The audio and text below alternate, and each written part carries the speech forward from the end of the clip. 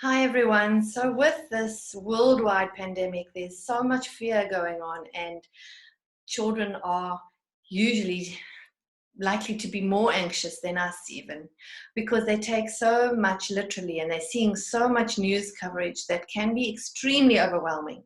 So I wanted to give some basic guidelines today and also teach you a little song for your children. So the basic guideline number one is that your emotional state as parent is crucial to how your children are going to handle this virus. If you remain calm and obviously cautious, but if you remain calm and healthy and happy, then that is going to go a very, very long way to let them remain calm.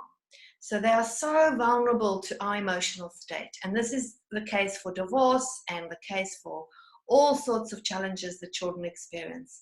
How we as parents cope with it radically changes how children cope with it. So do what you can to stay calm. The second principle is fear versus love.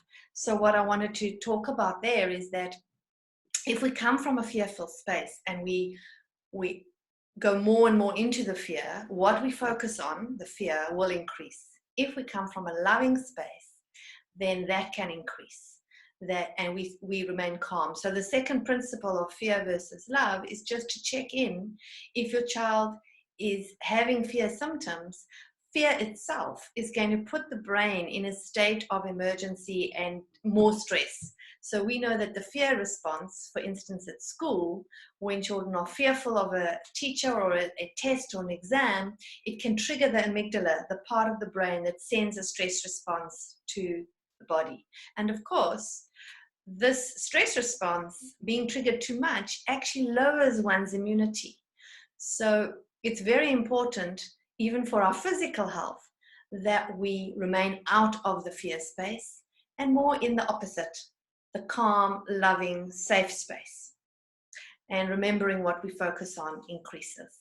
And then the third guiding principle is to help children focus on the facts without too much of the drama. So the facts are really helpful.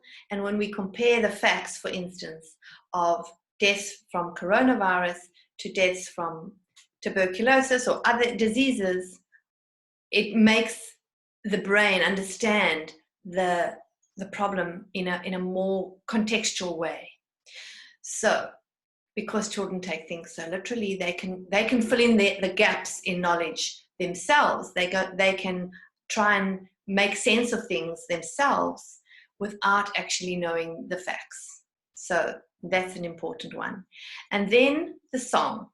I think maybe I'm going to do the song as a separate recording, but it's a lovely little song that I learned from a friend, and I'm adapting it a little bit for this challenge we're having.